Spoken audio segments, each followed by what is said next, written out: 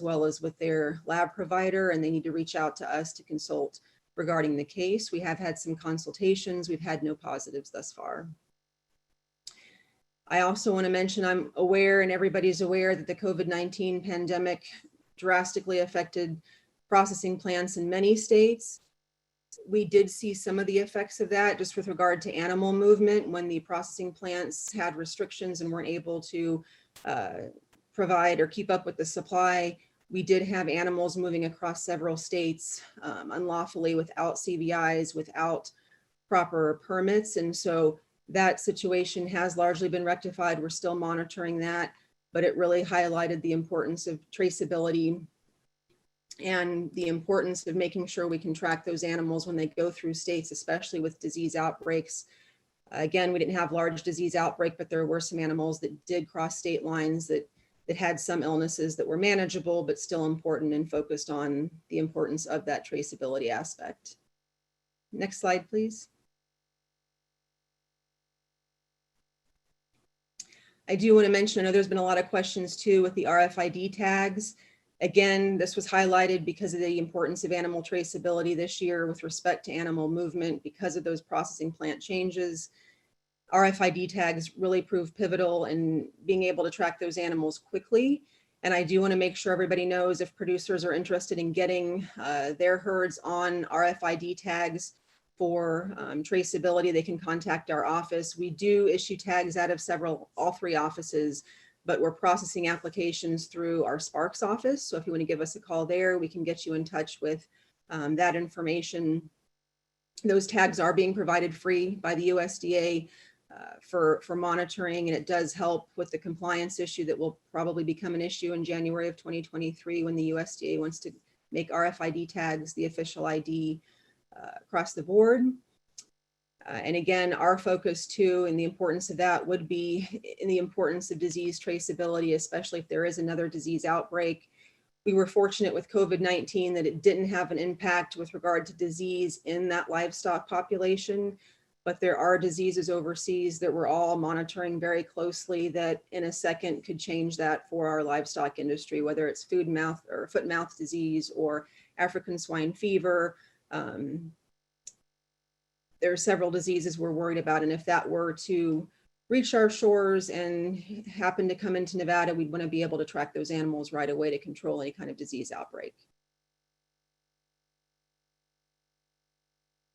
With regard to entry permits, one of the updates that we've had as well, we have been able to update our website, so it should be more user-friendly for producers who are interested in getting information on entry permits coming into the state. We also are making sure that we update that website with regard to changes because of disease outbreaks. So this past year in 2020, we did have another outbreak nationally with vesicular stomatitis virus.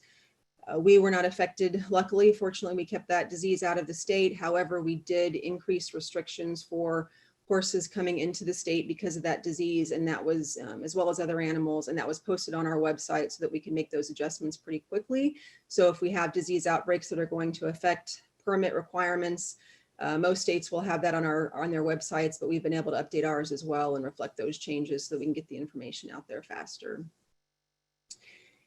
With regard to the COVID-19 impact as far as the offices, again, offices are closed to the public. Our staff is present, but we have had issues just because we have had a lot of calls because of COVID-19 questions about new disease outbreaks, foreign animal disease like the rabbit, RHDV2 and rabbits. So our staff that we have is on the phone a lot, so you might have trouble getting through on the first try. If you leave a message, don't worry, we will get in touch with you.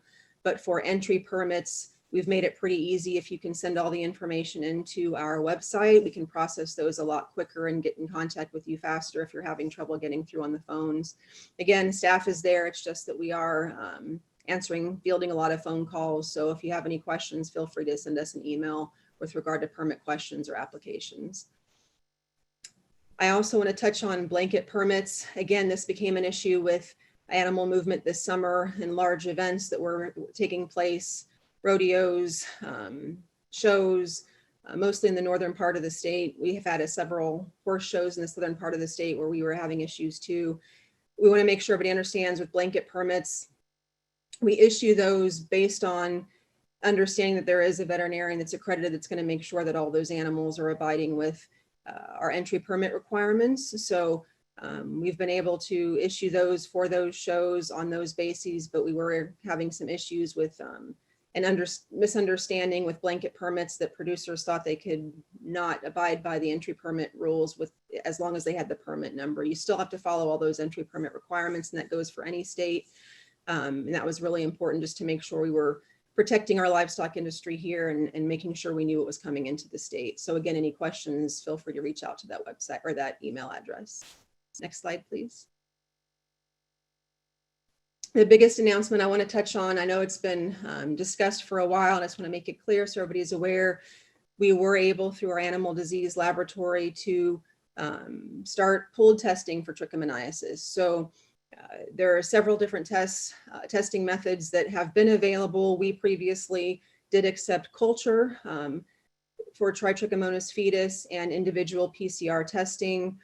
We are now offering pooled testing, so producers and veterinarians can pool between 3 and 5 samples per pool.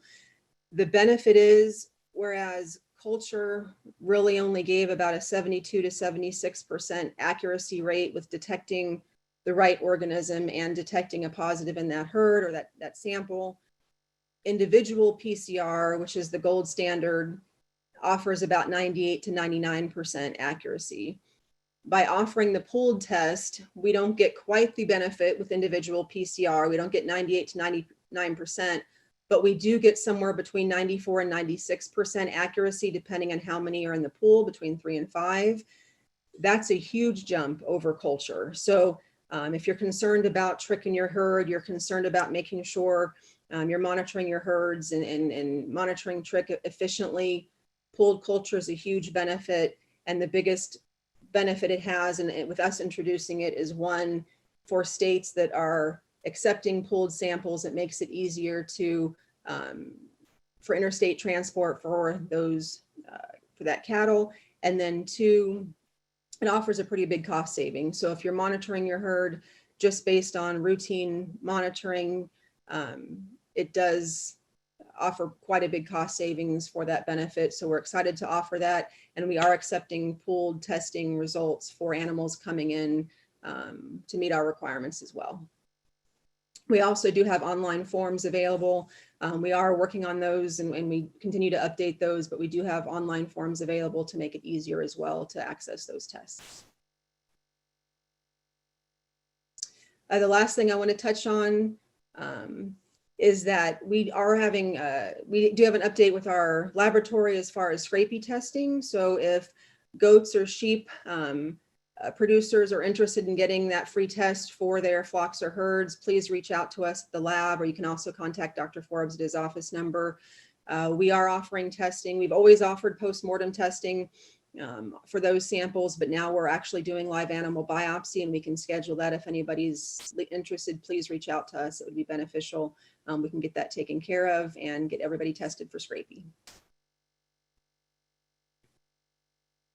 I just posted my email. That's the easiest way to get a hold of me.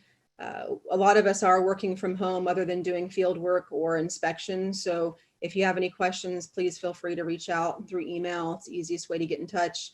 Our Las Vegas office, currently, we don't have staff answering phones there, and it can be a little bit more difficult for those of us that are working from home. So if you want to reach out to me by email, easiest way to get a hold of me. And thank you again. I look forward to meeting everyone in person, hopefully next year.